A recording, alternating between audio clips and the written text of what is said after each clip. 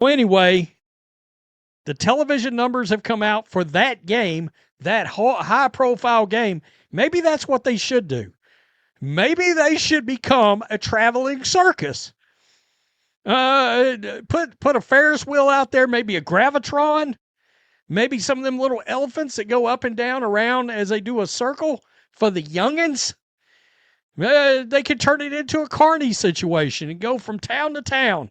And that high-profile game in Philadelphia with 21,490 fans packed into the arena, the one that was supposed to prove unrivaled, could draw mainstream attention, the television numbers just dropped, and they're catastrophic. We're talking about a complete and total disconnect between what happened in that building and what happened on screens across America. Because while corporate sponsors were buying up blocks of tickets to make a social statement, actual viewers at home were doing something else entirely. They were watching WWE SmackDown instead. Social statement, let's buy a bunch of tickets. You know who wasn't buying into this? Viewers on television. Viewers on television, and we'll get to the yearly statistics that have dropped, the year-over-year statistics that have dropped, because it is a total and complete unraveling of this 3x3 basketball league that key members of the Players Union is trying to use as... Let's put those numbers in perspective. Both unrivaled games that Friday night on TNT pulled a 0.04 rating in the 18 to 49 demographic. That's 40,000 viewers per game in the demo that advertisers actually care about. Combined, both games drew 80,000 viewers in that key demographic. The Breeze versus Phantom matchup ranked as the 7th in 4060 so on cable that night. The Rose versus Lunar Owls game, 160th place. This is TNT we're talking about, not some obscure cable channel. And here's what makes it even more revealing. One game featured Paige Bickers, the other didn't. Same ratings for both. The star power everyone keeps talking about, it's not moving the needle. Hey, man, you want to talk about getting destroyed. They got absolutely crushed by WWE SmackDown. Seriously, they got demolished. God almighty. Craziness. So, let's just scroll down here. The Breeze and the Phantom brought in a .04. That's in the 18 to 49 demographic.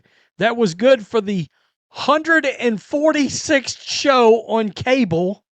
Now we need to talk about the bigger picture, because those Friday night numbers were just the beginning. The full season statistics came out, and they reveal something the league's investors absolutely did not want to see. Unrivaled is averaging 103,000 viewers across TNT and True TV through the first 3 weeks of their second season. That's down 44% from last year's inaugural season, which pulled 105,000 viewers. They've lost 82,000 viewers per game year over year. But here's what makes this collapse even worse than it appears on the surface. Which brings us over to this. Unrivaled and some golf league taking a viewership hit in the second seasons. Now, before we jump into the disastrousness that is their ratings in their second year, keep in mind that this is all under the new Nielsen metrics, big data plus methodology they put into place that has been inflating ratings versus all previous years, including last year of Unrivaled. Nielsen implemented a new measurement system this year, called Big Data Plus Methodology. It's been inflating ratings across the board, compared to previous years. Most shows are showing increases of 5 to 10% just from the new measurement system alone, which means Unrivaled's 44% drop is actually understating how bad the real decline is. If we were still using last year's metrics, their viewership collapse would look even more catastrophic. While every other show is getting a ratings boost from the new system, Unrivaled is still down nearly half their audience. Think about what that means. In a year where measurement inflation should be helping them, they're still hemorrhaging viewers at an alarming rate. 103,000 viewers. Wow. Across TNT and True TV through week 3 of the season as of January 26, down 44% from the first 3 weeks of last year's inaugural season, 185,000 viewers. Wow. Wow. They've dropped 82,000 viewers a game. Games simulcast on both TNT and True TV are averaging 135,000. The breakdown gets worse when you look at how the games are distributed.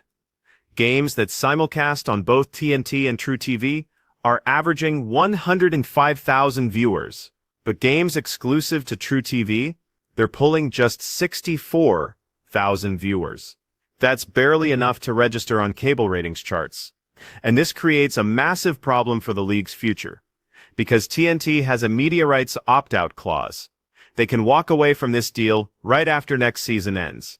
Put yourself in TNT's position for a moment. You're paying for content that's ranking 146th and 160th on your network. You could run reruns of Friends, Big Bang Theory, or 2.5 Men and pull significantly higher numbers in primetime. Those aren't hypotheticals. Those are facts. Classic sitcom reruns consistently outperform these numbers. Wow. Wow. So even with the inflated numbers, the inflated big data plus methodology they're using, they've lost 82,000 viewers a game versus their first season. Keep in mind, TNT has a media rights opt-out. Here's where the league's strategic problems compound. Project B, the new women's basketball league, is launching soon and will directly compete for players. Unrivaled is already losing viewership without that competition. Once they start losing marquee players to a rival league while simultaneously facing the strong stogably of losing their television deal after next season, what's the path forward? The math doesn't work. The business model was already fragile when they had TNT locked in and no direct competition for players. Now both of those advantages are evaporating. This tells me, because they're going to be losing players to Project B, combined with right after next season is over, losing their television. I mean, why in the world? Why in the world would they re-up this? They could put reruns of Andy Griffith on and draw more viewers than that. And you think I'm being funny? I'm not. I'm not. You put reruns of Friends on there and draw higher ratings than that. In prime time. 2.5 Men. Oh, 2.5 Men destroy these ratings. Let's go back to the beginning, because the fundamental miscalculation here was obvious from day one. When Unrivaled was first announced, before Caitlin Clark had even played her first WNBA game, the Roar problem was staring everyone in the face. Nobody was watching the first league.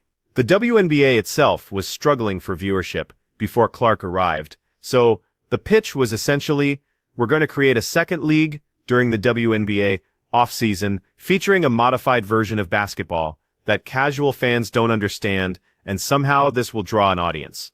The only way that math ever worked was if they landed Caitlin Clark. Without her, this league had no path to mainstream viewership.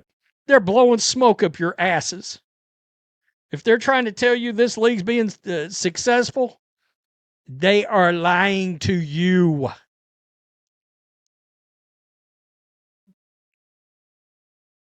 Collier, Breanna, Stewart. I mean, okay. I don't know what to tell you. And look, from the get-go, this league, we called it when we found out that they were having a new league emerging. I think I made a video on it over on the big channel. There's WNBA players are having a second league. And Matrix. And this raises the question that nobody wants to ask publicly, But everyone in the industry is thinking, what exactly did the investors think they were buying into? You don't put this kind of money into a 3-on-3 women's basketball league without some kind of assurance that you can deliver viewers. The only logical explanation is that someone, somewhere, in those investor meetings, said they could land Caitlin Clark for this league. Because without that promise, why would anyone write these checks? We've seen corporations make plenty of social statement investments since 2020. Money flowing to causes that don't generate returns because the optics are considered valuable. But this goes beyond that. This was supposed to be a legitimate sports property with real media value. Would be no chance. And I will say it yet again. You will never convince me that they did not promise all these investors that they could land her in this 3x3 league. Or else, why in the world would you do this? Other than a social statement, which we've seen corporations be willing to do since 2020. We all remember that. How many companies got, they were giving money to every cause there was. The Unrivaled is officially a cause. Disability Basketball League. Peace, I'm out. The Players Union has been trying to use Unrivaled as leverage in CBA negotiations with the WNBA.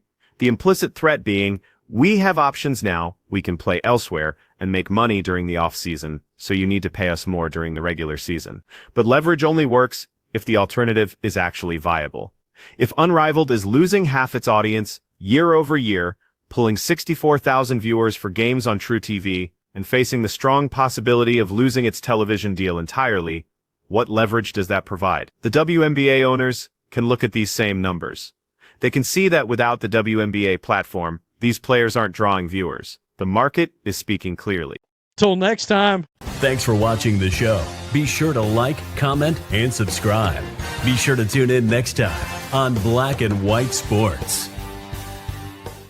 Here's what this means for the future of women's basketball and why these unrivaled numbers matter. Beyond just one struggling league, the WNBA just experienced its best season in history because of Caitlin Clark. Attendance records shattered. Television ratings increased dramatically. Merchandise sales exploded. The entire league benefited from one transcendent player entering the league and bringing a massive fan base with her. That success created momentum. It created belief that women's basketball could reach a new level commercially. But Unrivaled's collapse is revealing something uncomfortable. That success might be almost entirely dependent on one player. When you remove Caitlin Clark from the equation, when you try to sell women's basketball without her, the audience disappears. Paige Bueckers is supposed to be the next big star. She's in Unrivaled. Same ratings as games without her. Breanna, Stewart, Napheesa, Collier, Kelsey Plum, all these players the league has been promoting as stars.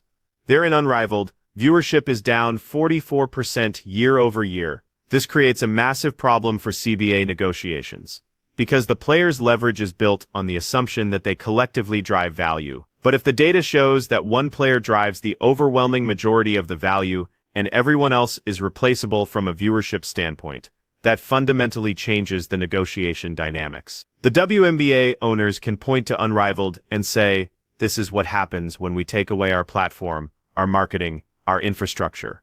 You get 64,000 viewers on True TV.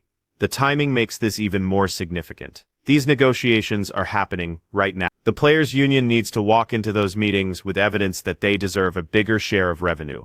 But Unrivaled was supposed to be that evidence. It was supposed to prove that these players could generate value independently, that they had options, that the WNBA needed them more than they needed the WNBA. Instead, it's proving the opposite. It's showing that without the WNBA platform, without the infrastructure and marketing and national television exposure, these players can't draw an audience. Think about what TNT is seeing right now. They made a multi-year investment in Unrivaled. They're giving these games premium placement on TNT, not just True TV. They're promoting them during NBA games. They're doing everything a network can do to drive viewership. And they're getting 103,000 viewers on average, with games sometimes dropping to... That's not a programming decision.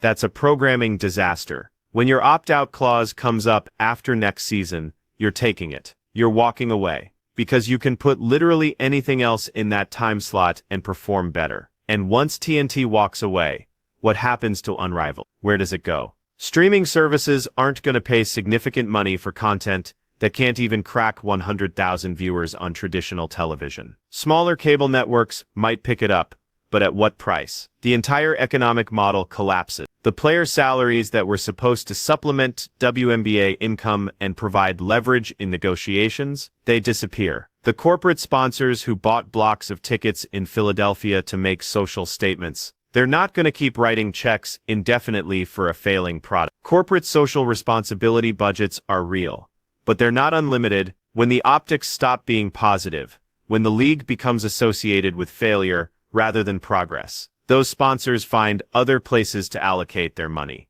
Breanna, Stewart, and Napheesa Collier founded this league. They're heavily invested, both financially and reputationally. This isn't just a side project for them.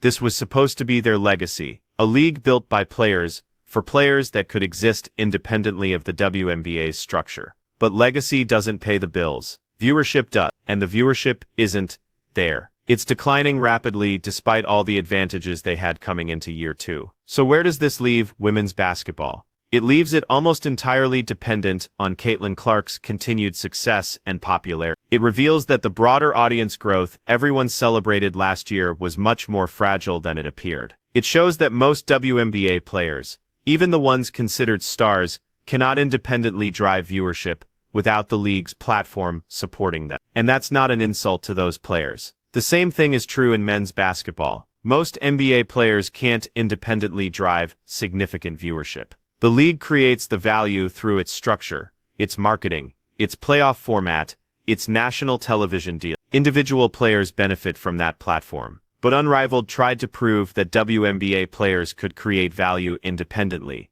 and the experiment is failing. The question now is whether the Players' Union adjusts its strategy based on this reality. Do they continue trying to use Unrivaled as leverage, even as the numbers prove it's not viable? Do they acknowledge that their leverage is much weaker than they thought? Or do they double down, hoping that one more year will somehow reverse a 44% viewership decline? Because here's the thing about negotiating leverage. It only works if both sides believe the threat is credible. The WNBA owners can see these Unrivaled numbers. They know TNT is likely walking away after next season. They know viewership is collapsing. So when the Players' Union says, we have other options, the owners can respond with data showing those options aren't economically viable. That's not a strong negotiating position. The real tragedy here is that this didn't have to fail this badly. If Unrivaled had maintained even 80% of last year's viewership, they could argue they're building something sustainable. If they'd shown growth in year 2, they'd have real leverage. But losing 82,000 viewers per game, dropping 44% despite favorable measurement changes, pulling 64,000 viewers for games on True TV. These numbers don't suggest a league finding its footing. They suggest a league in free fall. So the Players' Union needs to make a choice. They can continue pretending Unrivaled provides leverage they don't actually have, or they can acknowledge reality and negotiate based on the actual value they bring to the WNBA, which for most players is significantly less than they hope. Neither option is great, but one is at least grounded in reality.